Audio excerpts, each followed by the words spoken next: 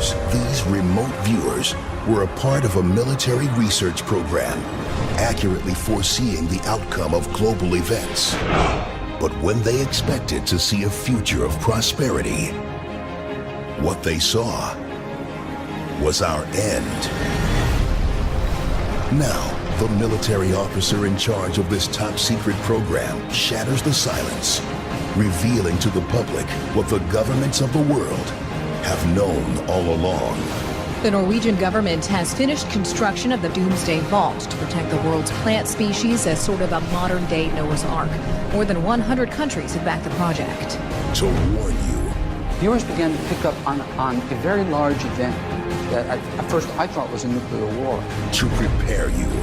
Would cause the deaths of millions of people. I don't want to believe it. To help you survive.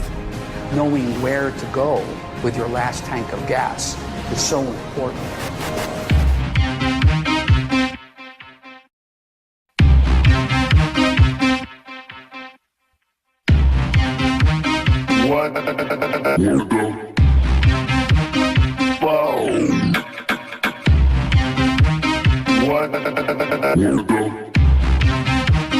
What the fuck?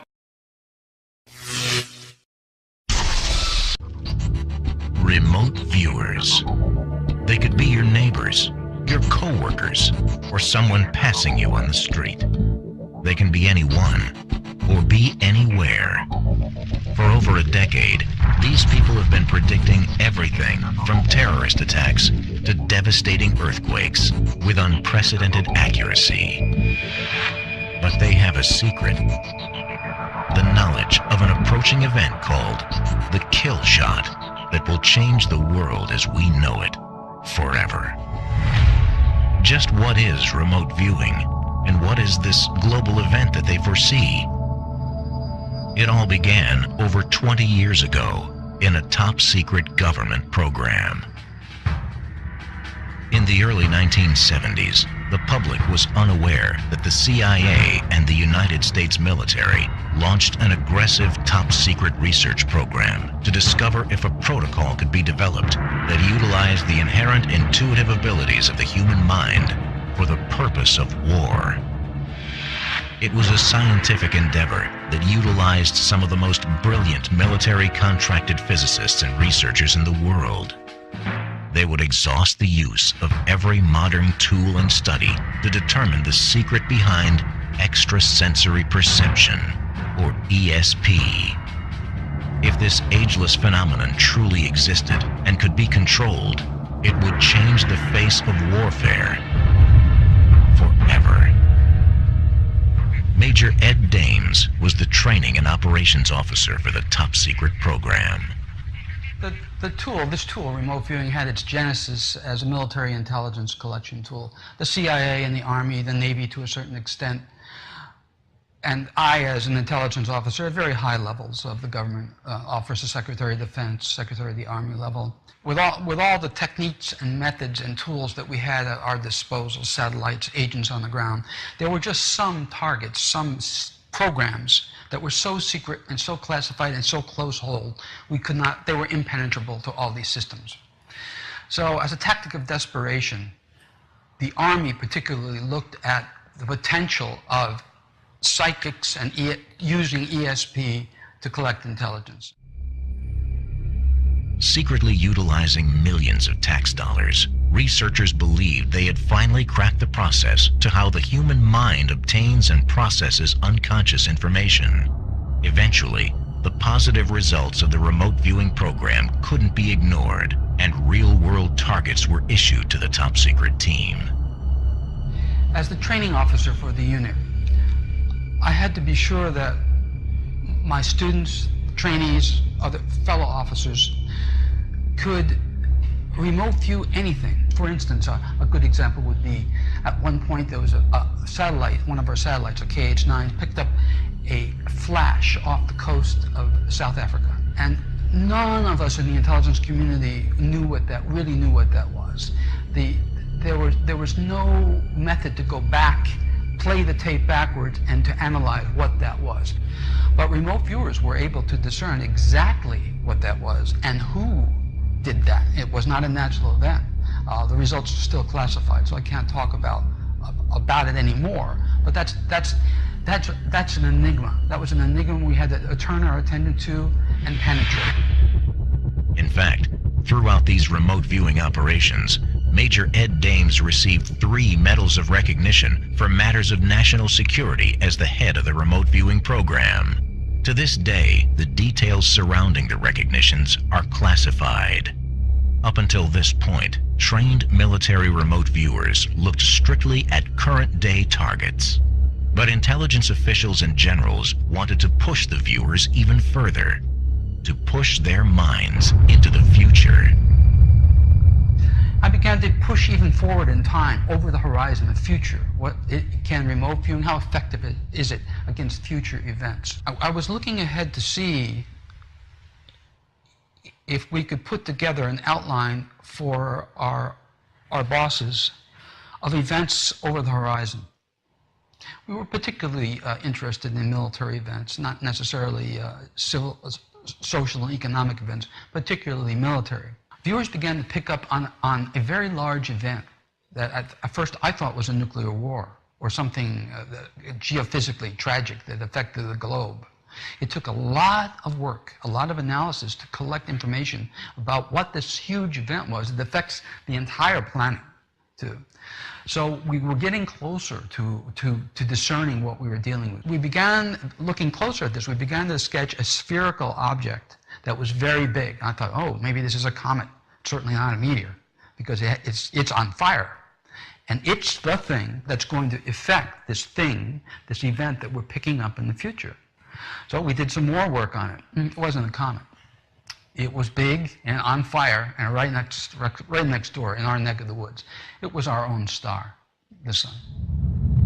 Specifically, viewers foresaw a series of solar flares that are so powerful they penetrated into Earth's atmosphere, destroying global communications and heating up regions of the world to such an extreme that it would cause the deaths of billions. Our star, man's source of life, would now become our greatest enemy. Of course we continued this work about how could we not? And we were concerned about exactly the nature of it. How survivable, if at all, was it? How many would survive and under what circumstances? Those kinds of things. And especially, how far out in the future were we looking at? Was this 500 years, 50 years, 5 years, 5 months? But soon after the discovery of the kill shot event, informational leaks began plaguing the program. The operation became public in the 1990s, and the CIA and U.S. military had no choice but to confirm and declassify its existence. Major Ed Dames followed suit, retiring from military intelligence to pursue civilian remote viewing training and operations. Now that Ed Dames was free to inform the world about the frightening discoveries made during the program, would the world believe it? Would they prepare? Ed Dames wanted to prove that remote viewing worked, that it could accurately peer into the future. It was on the national radio show Coast to Coast AM that he did just that, beginning with a prediction he called the shot across the bow. So many years ago, we looked ahead at the kinds of things we would be looking at.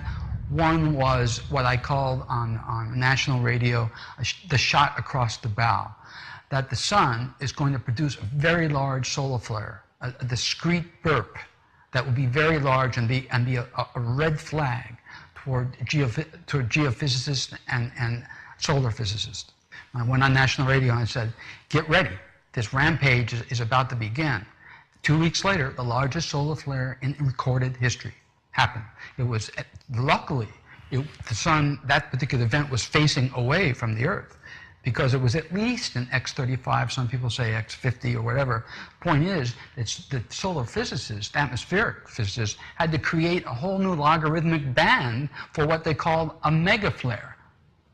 They had to create a whole new division for something that they never thought that was unprecedented. In a moment, Major Ed Dames will be here. He's a remote viewer. I know, and I'm sure many of you know, and I'm not going to repeat, but he's a well-credentialed remote viewer who was in the early CIA remote viewing program that the government funded for so many years.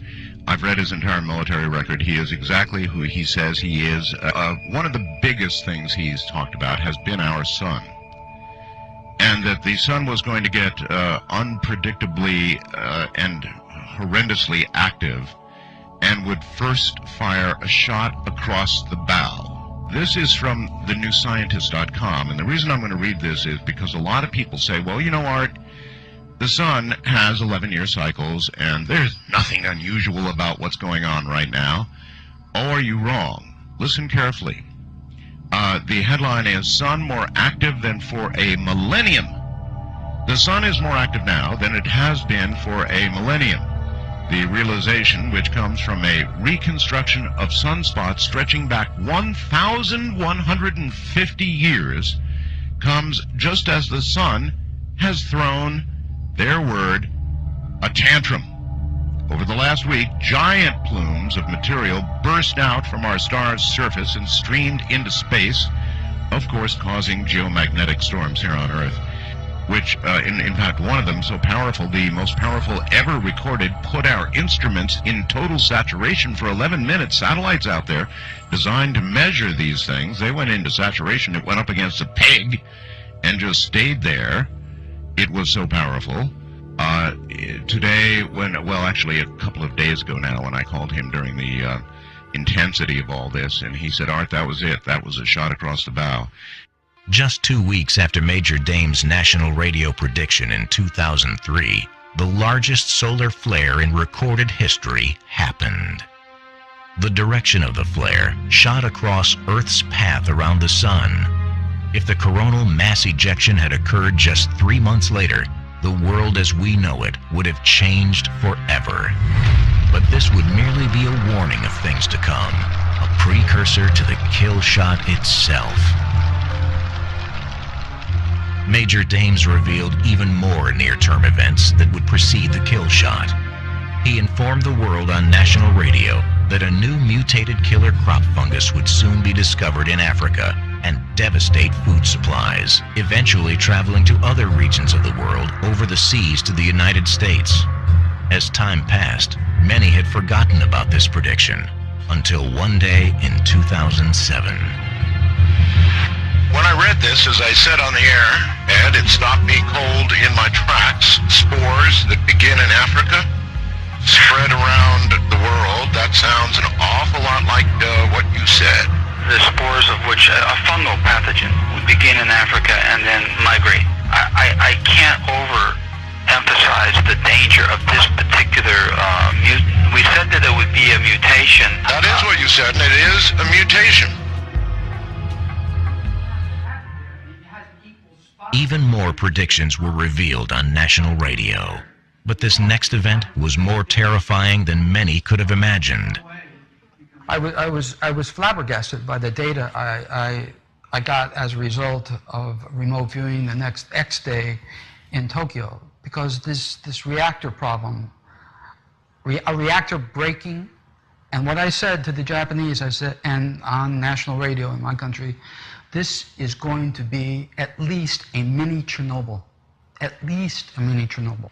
So again, what I said on national radio in my country, because the Japanese would not want to scare their citizens with this knowledge, was that Japan's going to experience, and when they experience this big earthquake, this next big earthquake, Tokyo will be okay, but this reactor problem will cause at least a mini Chernobyl.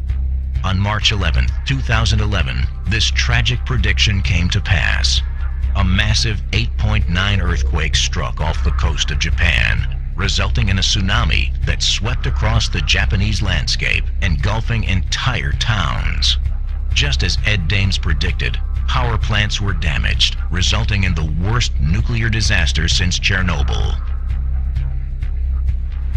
As the world watched these predictions come to pass, the inevitable question followed: how much time do we have left until the kill shot is upon us? The time problem is a big bugbear.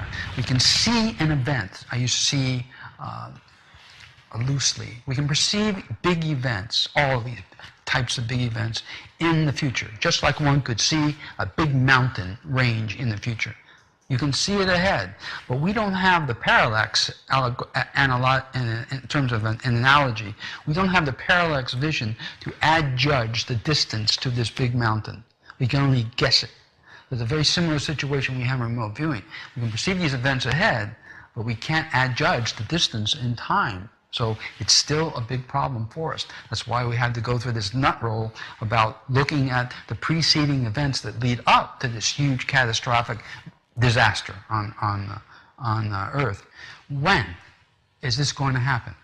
Because that's the big one. That's the big question. When is it going to happen? So much time has been dedicated by remote viewers, my team and others, individuals, to attempt to discern this. And again, since mind is outside of time, we cannot put a calendrical date on the beginning of this sequence. But what we've done over the years is establish preceding events, large, recognizable preceding events that lead up, that we can see, are dominoes that lead up to the beginning of this kill shot sequence. Many of these preceding events have already come to pass, including the shot across the bow, the killer crop fungus, and the Japanese disaster. But what else do viewers foresee coming over the horizon? We picked up the use of a nuclear weapon on the Korean Peninsula by the North Koreans, and this event would be one of the last events that humans recognize before the kill shot sequence begins. We haven't seen that yet. This prediction was revealed years ago to the public on the Coast to Coast AM radio show. At the time, the nation had zero nuclear capability, and the notion that they would use a nuclear weapon as an act of war was widely believed to be absurd. As time went on, the idea and the first nuclear test happened in North Korea. That got the attention of a lot of people who had heard my prediction, saying, "Uh-oh, I hope he's not right. That was just a test." But they are certainly developing. And we know now, we have remote viewed the fact that they're developing at least atomic mines, underwater mines, against U.S. subs. We know that as remote viewers. And we know that they're going to pop a nuke in anger because that event was so big. It's not a little epiphenomenon like a baseball game or something like that. It's a big event in history. We're not prophets. We're not prophesying. We're just using remote viewing to look that way in a particular direction at the particular topic. And it's just like turning your telescope onto and focusing it onto a particular target and studying it. That's what we do. We choose the targets. What would be that final recognizable event just prior to the kill shot sequence? The best that we could come up with, pushing ahead, the best that we could come up with was what appeared to be a space shuttle being forced down by what appears to be a meteor shower or something like that. For those of you who are not remote viewers, let me give you a little bit of insight into what remote viewing is in terms of a skill set. Most of the information that we derive from a target is in terms of word idea concepts, patterns of information that we perceive and turn into word, search our memory for words and apply those words, a written word on a piece of paper, and move on. The information we had that led us to believe that we're dealing with a space shuttle as a final precursor event to space shuttle coming down, as a final precursor event to the kill shot, was a collection of those rough sketches. So analytically, we're saying it looks like a space shuttle coming down. As a result, there had been some confusion by not only the public, but also many remote viewers. The session sketches generated had resulted in the assumption that the craft being forced down was a U.S. space shuttle, since it was unique to the world at the time of the prediction. our sketches and drawings look like the current, very similar to the current U.S. space shuttle vehicles. There are some variations among viewers too, but we know that the Air Force has another program now, a nascent program. I think it's a spy vehicle that's up there, a maneuverable vehicle. That particular vehicle also looks like the U.S. space shuttle, the manned space shuttles. Today, the recent U.S. space shuttle design is being emulated by many different space agencies around the globe, both government-oriented and private.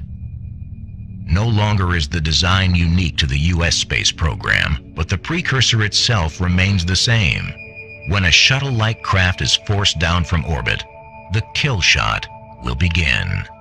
When you see these particular events happen, that last one in particular, we don't know how much longer it will be until the kill shot, because mind is outside of time. The best that we could do is say this event is the last big one that you'll see as remote viewers before this kill shot sequence happens. Regardless of how long it is, that period between this shuttle event and the beginning of the kill shot sequence, we know as viewers, and I have personally viewed this particular event a number of times because it's so powerful, that all of these warring parties that we see on the planet, all these many wars, that on the ground, all of these soldiers look up in the sky. They all look up. So something is happening in the sky. In fact, there's probably unprecedented atmospheric effects that in recorded history, perhaps unrecorded history, there's been events like this, but nothing in recorded history. Something happens in the atmosphere that has not been seen before, because all these soldiers are looking up, and then they go home. Their priorities change. They go home. So that's when it starts. This kill shot sequence will cripple communications worldwide. It will take out satellite communications in a very short order. Power grids, we're all aware of what it will do with the power grids and what it has done in the past in certain instances. Go back and check it out. Power grids will go down. There's many people over many months of time, and throughout the world will have no power. There are cities without power and communication. You can figure out for yourself what that will mean too. Not only will you not be able to pump gas, not only will you not be able to pump water, not only will there not be food on the shelves because there'd be no gas in the trucks to take the food to the cities, but I could go on and on. You can figure the rest out for yourself. That's why this concept of sanctuary, knowing where to go with your last tank of gas, is so important. There are some tangential effects that we're picking up also as remote viewers, and have picked up over the years. Apparently, the center of the Earth, the core of the Earth, is changing rapidly as an effect of what is happening on the sun. And if that's the case, then we're probably looking at, as an adjunct to effect to the kill shot sequence, we're probably looking at massive volcanism and earthquakes as well. And I think it's very important to point out, and very important indeed, because of the adiabatic heating of the atmosphere, we're going to have very high winds in many parts of the Earth. The sky, the sun, the light will be obscured. It will be very difficult to grow crops on the surface because of both winds and lighting conditions.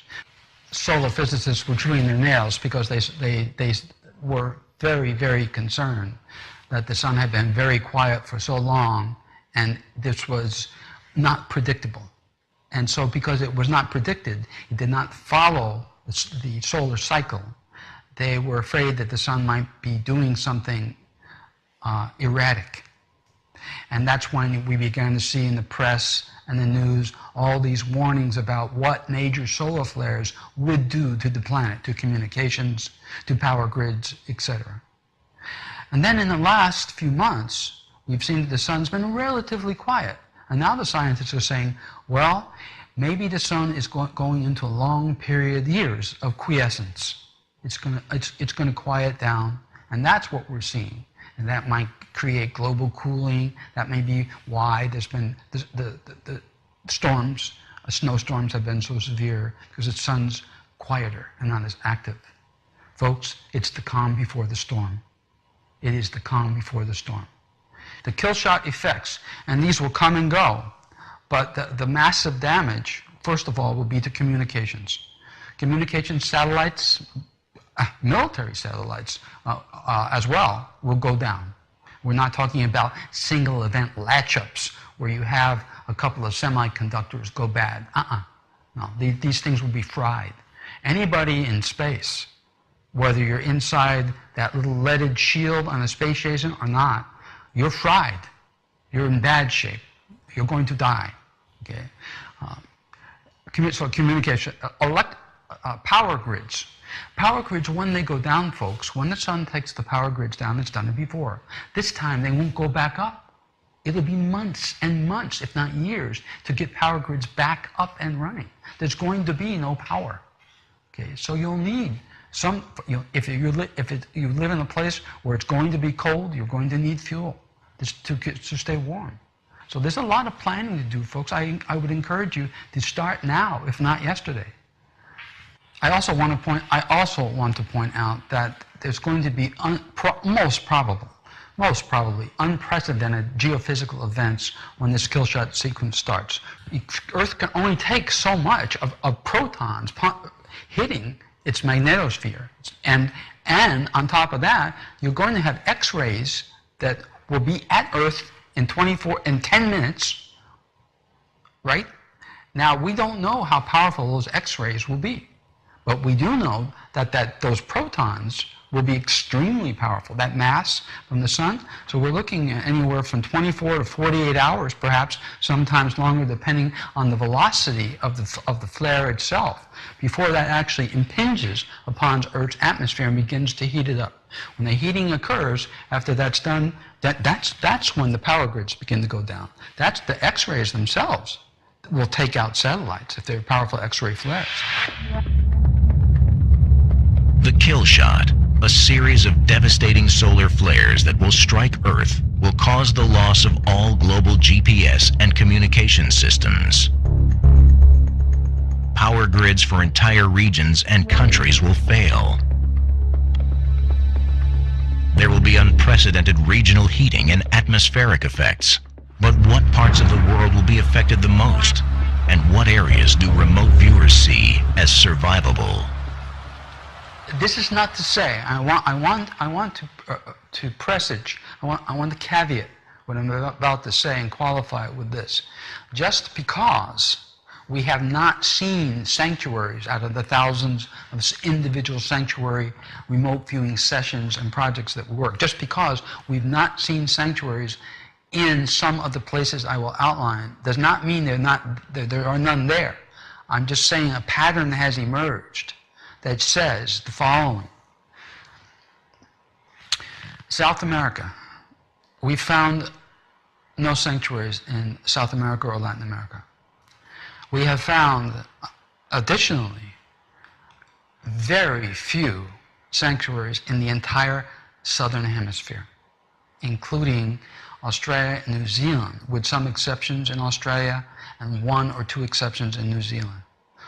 Almost all of the sanctuary locations are in the northern hemisphere. For Europe, a number of sanctuaries for Europe, but almost without exception, they are all in generally northern Europe, but not too far north. So we're looking at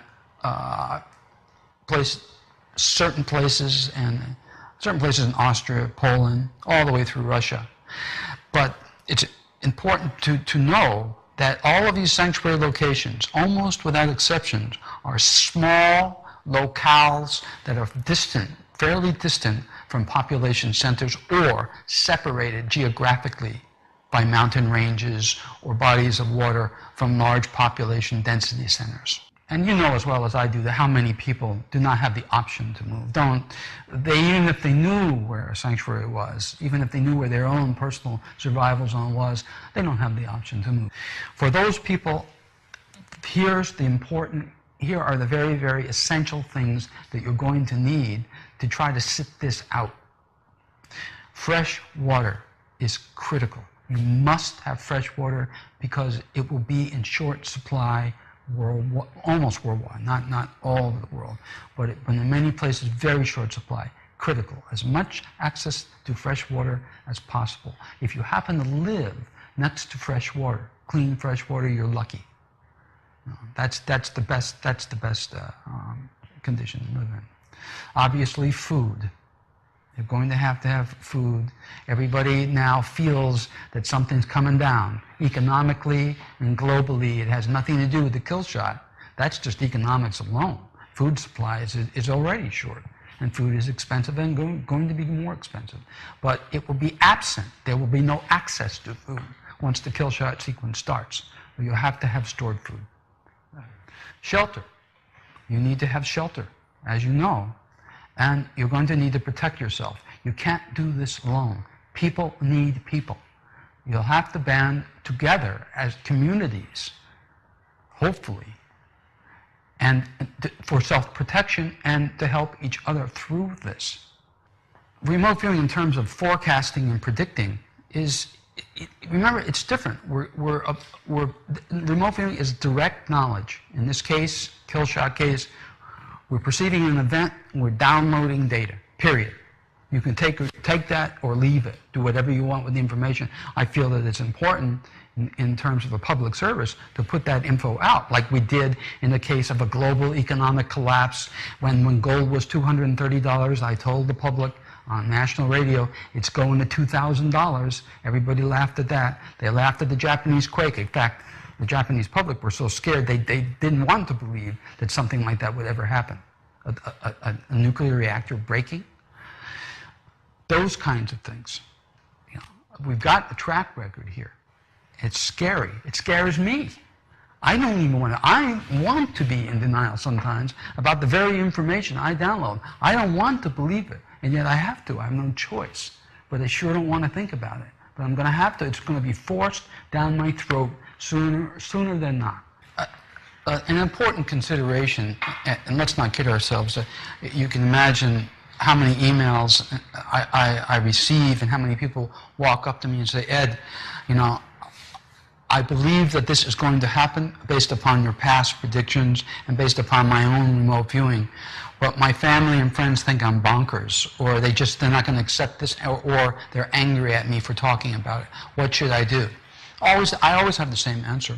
It's just what I would do the same thing too, and do the same thing. Identify your own sanctuary location. Identify it. Recon it and become familiar with the area. Take some time off from work if you're lucky enough to have a job under this administration. Take some time off from work. Go and familiarize yourself with this place, this small town or village or wherever it is, and know how far it is to drive, or if you have to get on a plane, how long it will take to get there, etc. I said, because when this sequence starts and there's no commo, and there's no electricity, no power, and there's no water, etc., then your friends and your family will believe you. But if you do not have your affairs in order and have not identified this safe zone by then, you're still screwed. So do it quietly, do it alone, let them continue. There's no need to continue the discussion. Just tell them it's a hobby. Identify this place to go to. That way when they're scared to death, you can say, honey, let's go. Take the kids and let's go. Call your brother or sister later, you know, when we get there, and if you can call at all, or tell them where we are going so they can come too. Do that. You know. In my career, I was a science and technology intelligence officer, so I've had a career briefing and working with some of the best scientists and engineers in the world, especially in my own country, too. And I've seen skepticism in all fields, so I'm perfect. It's easy to understand skeptics, and frankly, if I were not a remote viewer, and Ed Dames or somebody like me came up to me and told me about this, I wouldn't believe him. How could you? This thing is so disastrous to even think about. Why even think about it? You know, you don't want to hear stuff like this. The world's a difficult, some places, many places, grim enough place to live now. Who wants to hear about the end of days and being fried by El Sol? So I'm perfectly sympathetic with the skeptics. There's an additional point that I really need to make. I really need to make this because there's so much confusion in the public eye about remote viewing and remote viewing predictions compared with the end of the world type of prognostications that we see all over the place too. We're not saying, as professional remote viewers, that the kill shot sequence is the end of the world. We're saying it's the end of life on Earth as we know it, probably, but it's not the end of the world. There are still going to be humans alive on this planet that are going to have to rebuild after the sun goes back to normal, which it will. We don't know how long that will be. Near-future predictions will continue to be provided by Major Ed Dames as we approach the kill shot, including upcoming disease outbreaks, natural disasters, and economic changes. As these precursor events arise, Ed Dames and his team will be there, looking over the horizon of time, revealing safe havens, and providing warning to all who will listen. WTF? WTF? What the fuck does WTF mean? What the fuck? Oh,